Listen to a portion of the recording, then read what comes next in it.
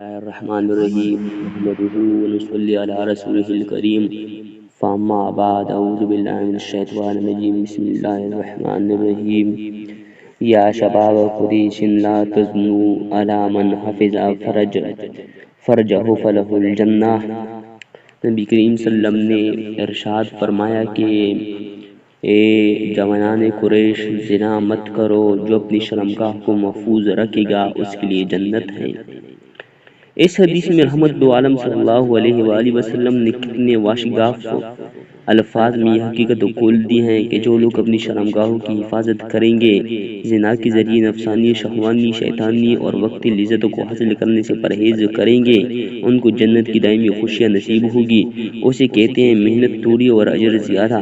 حضرت نثار فتح مدذل ارشاد فرماتے ہیں، نور میں ہو یا نار میں رہنا، نور میں ہو یا نار میں رہنا، ہر جگہ ذکر یار میں رہنا، چند جوں کے خزاں کے بس سہلو پھر ہمیشہ بہار میں رہنا، چند جوں کے خزاں کے سہلو پھر ہمیشہ بہار میں رہنا۔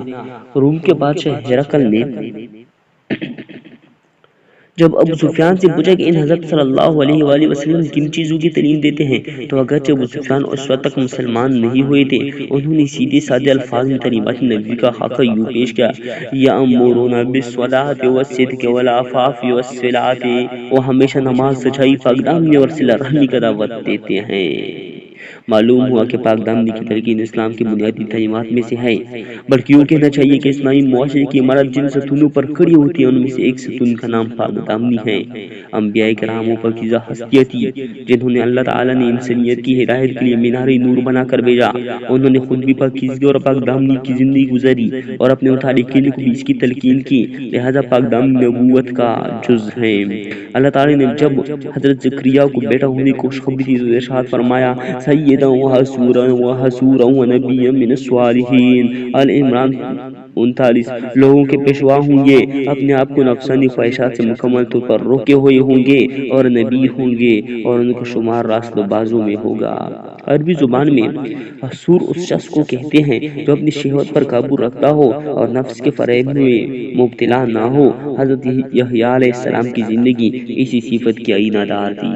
جب عزیز مصر کی بیوی زلیخا نے بند کمرے میں بہترین موقع محل دیکھ کر حضرت یوسف علیہ السلام سے اپنی نفسانی خواہش کا کلی لفظوں میں اظہار کیا تو انہوں نے فوراً کہا، معاذ اللہ، اللہ کی پناہ۔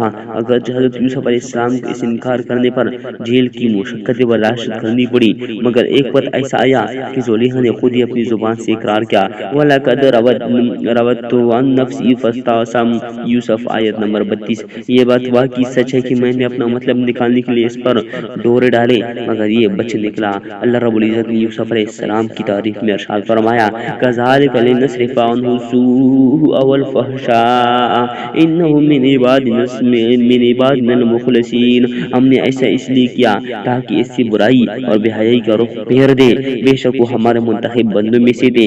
اس سے معلوم ہوا کہ انبیاء کرام سب کے سب برگزیدہ لوگ تھے جنہوں نے پاکیزگی اور پاک دامنی کی زندگی گزاری۔ بس ثابت ہوا کہ پاک دامنی نبوت کا حصہ ہے۔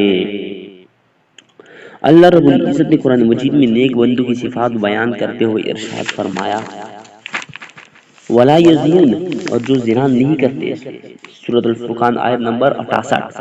اس سے معلوم ہوا کہ اولیاء اللہ زنا سے بچتے ہیں۔ تفصیل یہ ہے کہ ہر سالک نیکوکاری اور پرہیزگاری پر استقامت اختیار کرنے کی وجہ سے ہی اولیاء اللہ میں شامل ہوتا ہے، جبکہ اولیاء اللہ کو اللہ تعالیٰ اپنی حفاظت میں لے لیتے ہیں اور ہر قسم کی کبیرہ گناہ سے محفوظ فرماتے ہیں۔ رحمت کا تقاضا بھی یہی ہے اور دوستی کا حق بھی یہی ہے، اور اللہ تعالیٰ ہی سب سے زیادہ رحیم اور سب سے بہترین دوست ہیں۔ اہل اللہ اپنی سچی محبت کی بنا پر ماں سوا کی طرف آنکھ اٹھا کر دیکھنا بھی پسند نہیں کرتے۔